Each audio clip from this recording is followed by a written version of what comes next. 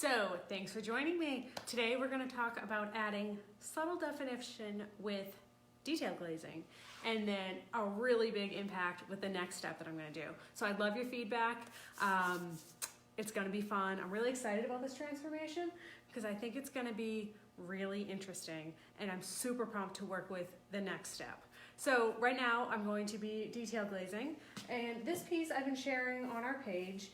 This started as just a pretty standard server, and then we painted it emerald. So this is General Finishes milk paint in emerald, but I thought this was too much. So I didn't want it to be a super green piece. I was going for more of a hunter. So then I mixed in some of the black to shade it back a little. And then we're going to be using the black detail glaze, which is also going to give it a little bit more definition. We did a light distress, and then we're going to do something super fun for the last step. So I'm Kelly with Captiva Home. I don't know if I said that yet, but thank you for joining me.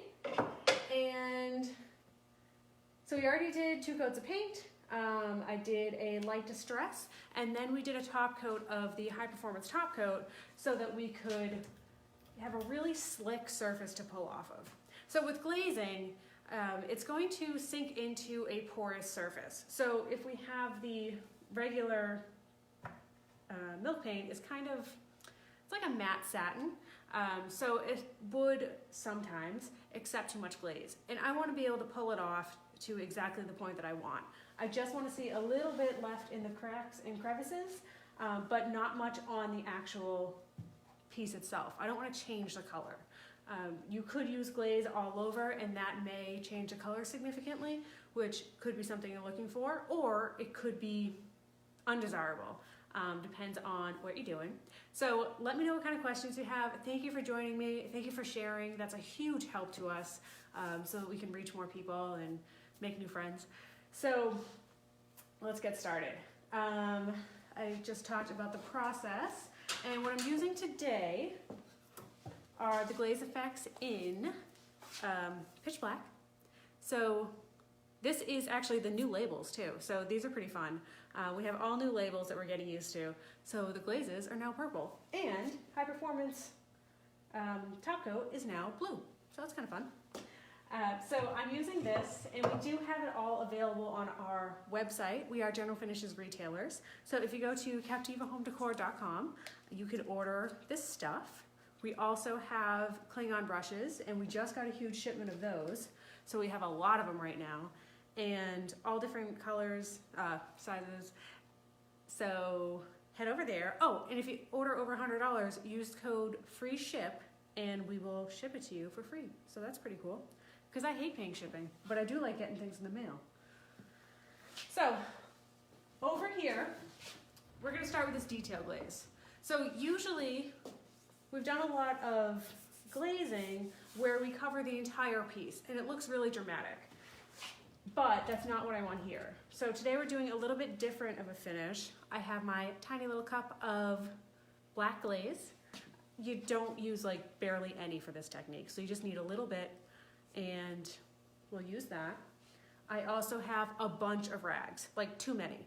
So I always say grab a whole bunch, put them off to the side. You don't want to run out of rags in the middle of your glazing, because you want to have one that's wet and one that's dry and clean. So you might want to cycle through them as you're painting. So I'm just going to use a little artist brush. I actually want to get a different brush for this. So if anyone has any thoughts on a small like pinstriping brush or something else, let me know, because I'm always looking for things to improve my processes, and this is one of the things I'm not loving right now.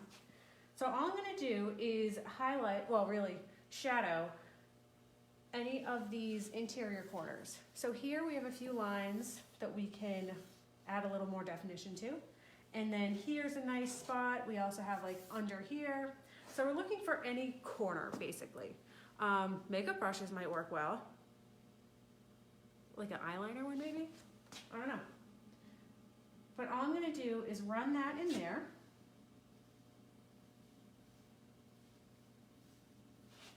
And yeah, this color green is really interesting. I think it's fun.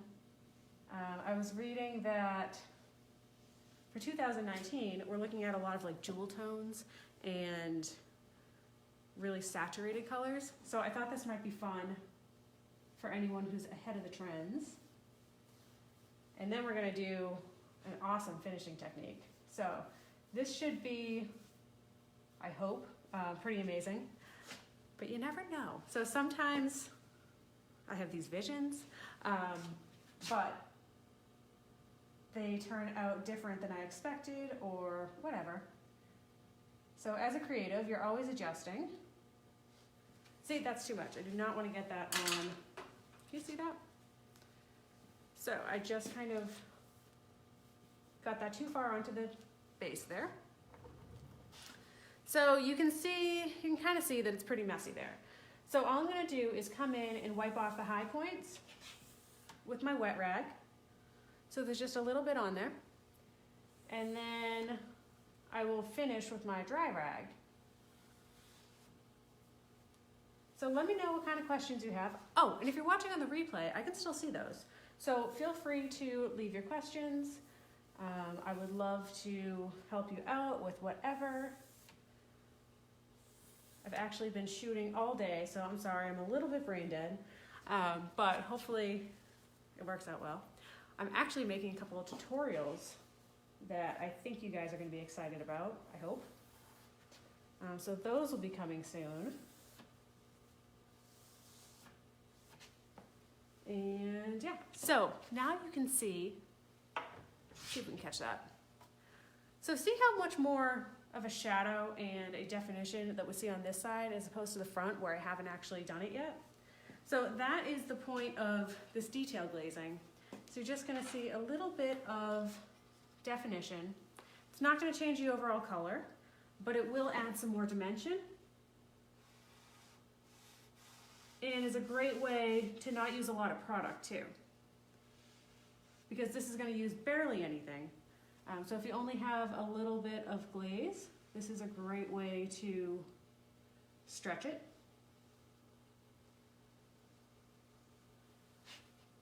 Oh, you guys are quiet today. So let me know what kind of questions you have, what you've been up to. We actually just carved pumpkins, because tomorrow is Halloween, with power tools. So that was interesting. I'll share a photo later. Dan took the lead on that and grabbed some kind of like carving knife thing from the shop and made pumpkins with the kids. So that was kind of fun. So we're getting ready for Halloween tomorrow.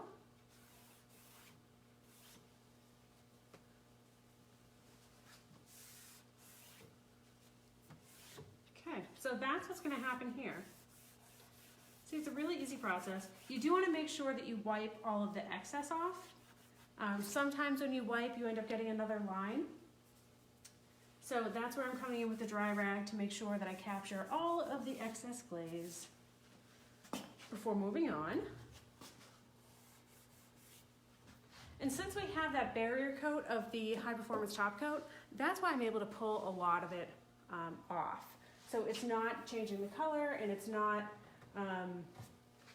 spilling over really. So that is the point of that.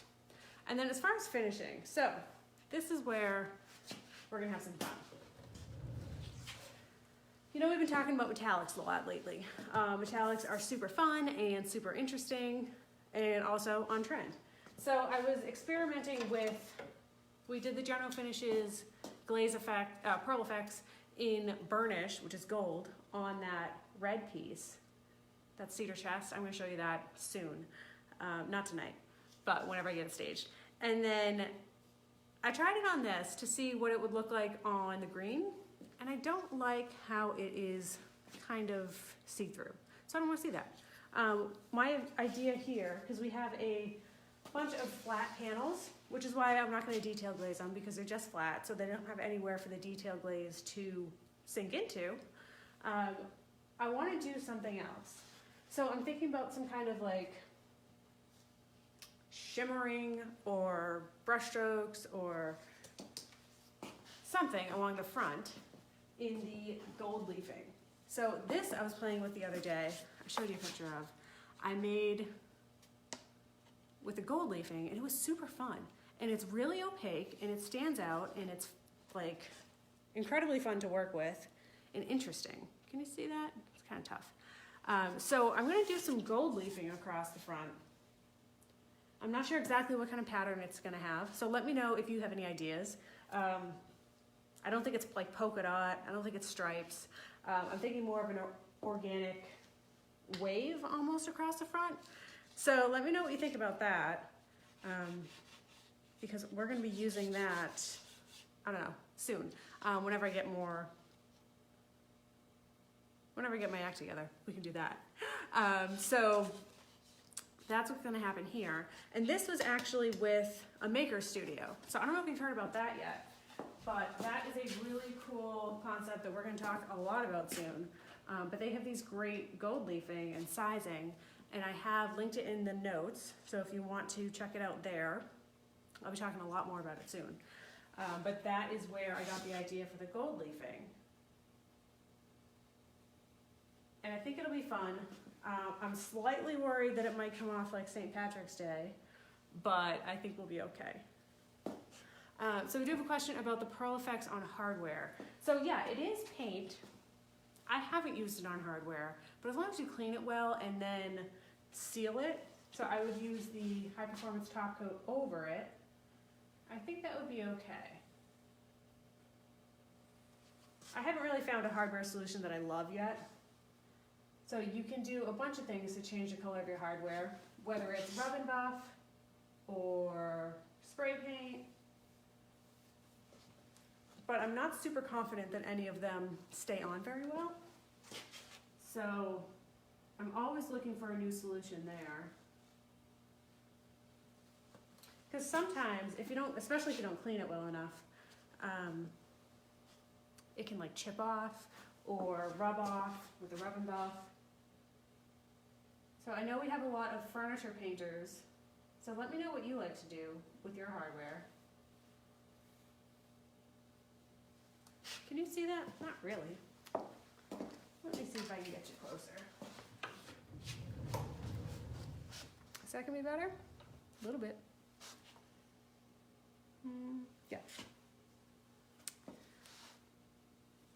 So this piece will be available for sale eventually. We'll probably finish it up next week.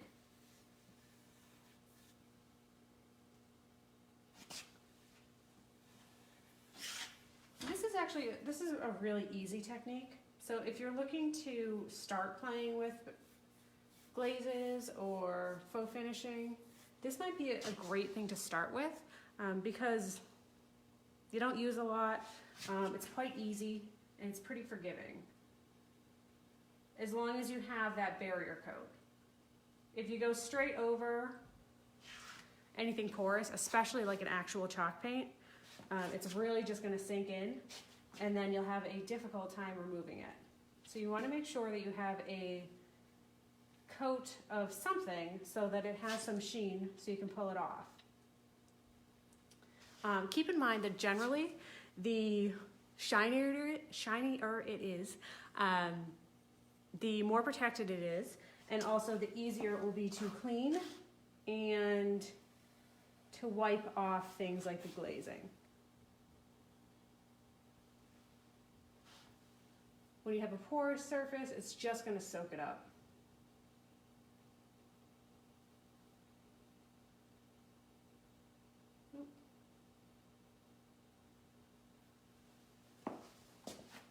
And then I'm not sure what our next project is going to be, but let me know if there's something that you would like to see. Let me know, like, are you guys into crafting at all? Like, do you like to do signs? Or I know the holidays are coming up, so I was thinking about doing some more like home projects. I was actually just looking at my backsplash and thinking about painting that. So that might be coming up soon too. And we just got a really ugly couch that I'm gonna paint. So that'll be interesting.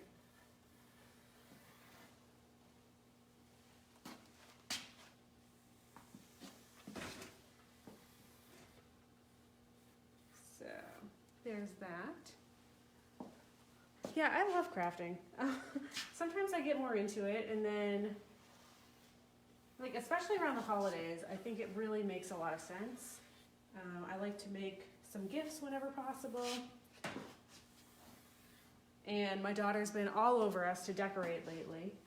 So this year, for sure, we will be decorating for Christmas a lot. She's been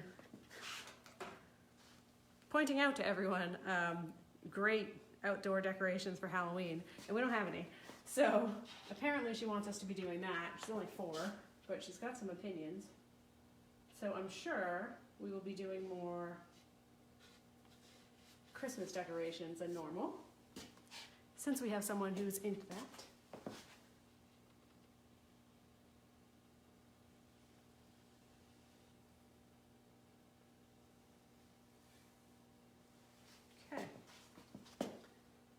So I know this isn't like the most dramatic thing to watch, but it does make a difference. And then when we do that gold leafing over, that's going to start seeing some more definition and make sure it looks like a really finished, gorgeous piece. It doesn't have a whole lot of, I don't know, lines on it. Usually I like to go for something with a lot of character, a lot of places to glaze and to distress. This one's a lot of long, flat areas, which is why I wanted to do something dramatic on it, both for the color and also for that gold leafing. So if we can see down here, this is a nice little bevel, but it's not totally popping yet. Let's see if I can get that in the light. I'm gonna try to fix this.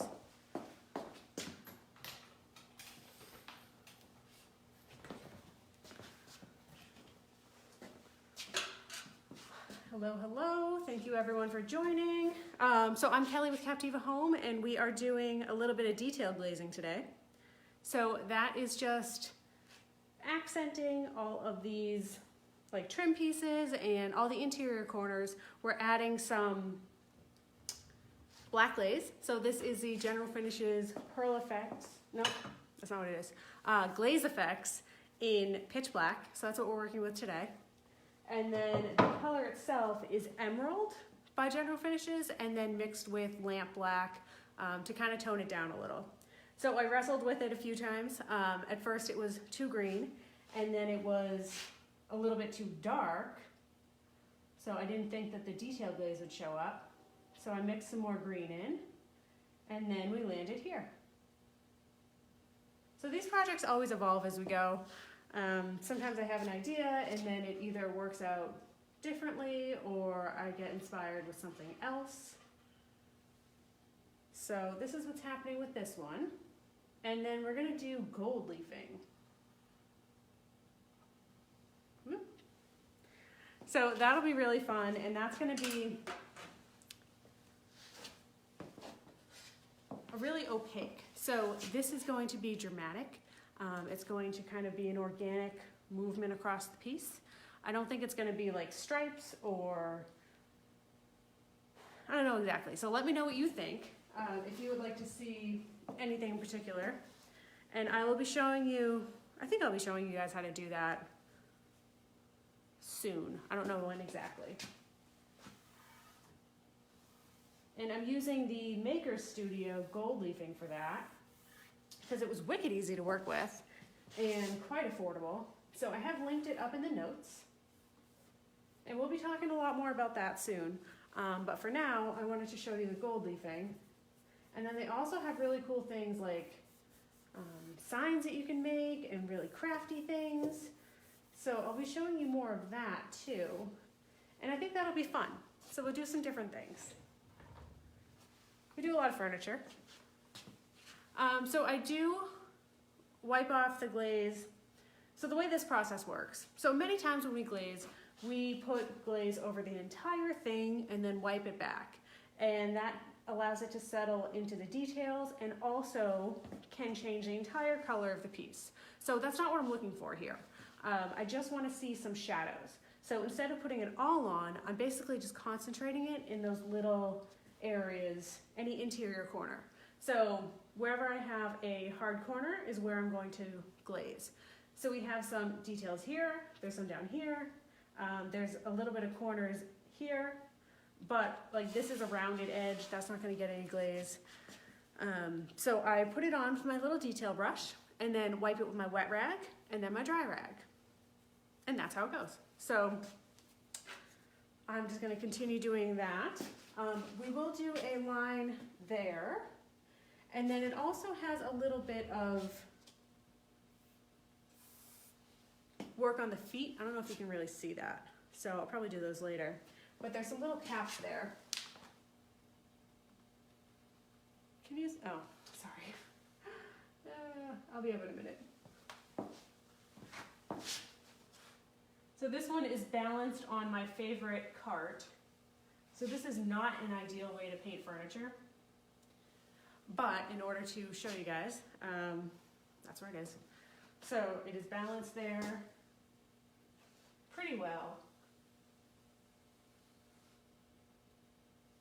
We also like to use, we have a whole bunch of different size carts for different size pieces in different shapes. And then we also use these like triangle furniture movers a lot around the shop because it makes it really easy to move pieces around, which is important when you're working alone or just anytime. I always like to move around the piece. Now I get really frustrated if it's just sitting there. So I've gotten a little spoiled with that. But if you are a painter, I highly recommend having some carts that you can work with. Makes it a lot easier.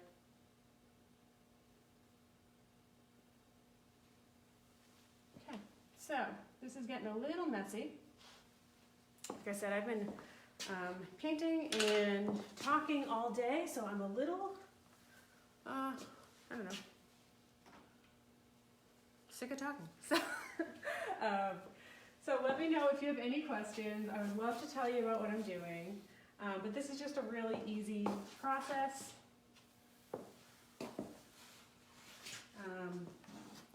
I'm making a couple tutorials, so those will be available soon.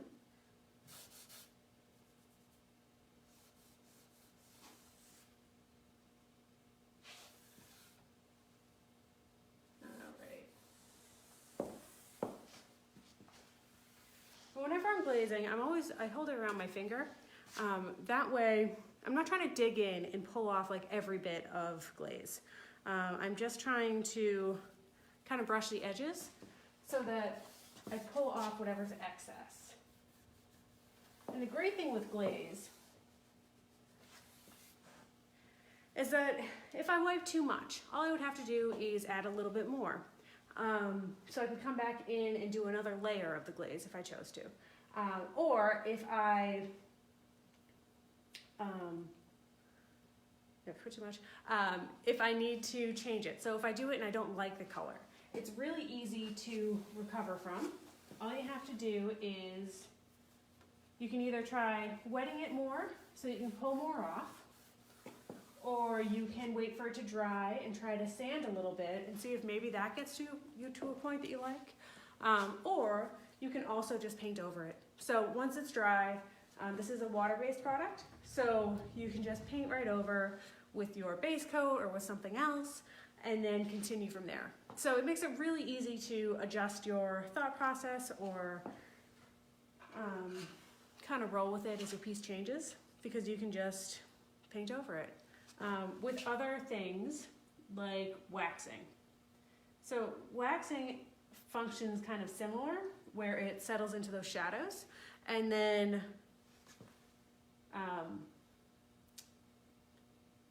so it settles in the shadows and it changes the look a bit. So glaze functions the same as that, but the glaze, the wax can be challenging if you want to change it. So once you've waxed, it's really hard to remove it from the piece, and you can't always get anything to bond over it. So sometimes you can, but sometimes you can't. So we've had some pretty, I don't know, frustrating issues with that before, where I've waxed something and then didn't like the way it turned out or turned out differently. And then trying to paint over that can be a challenge sometimes. So that's another reason that I really like Glaze and water-based products, because you can just kind of let it dry and then try again. Makes it easy.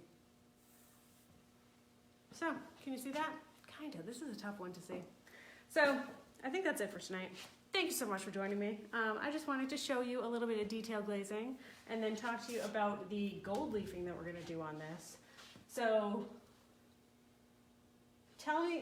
let me know if you have any ideas on that, because we have this emerald piece and then black glaze, and then we're going to have those gold leafing somehow moving across the piece. So I've seen it where people do like lightning bolts, and that looks pretty cool, but I don't think that's right with this one. I've been really into like organic waves lately, so I think I might see something like that.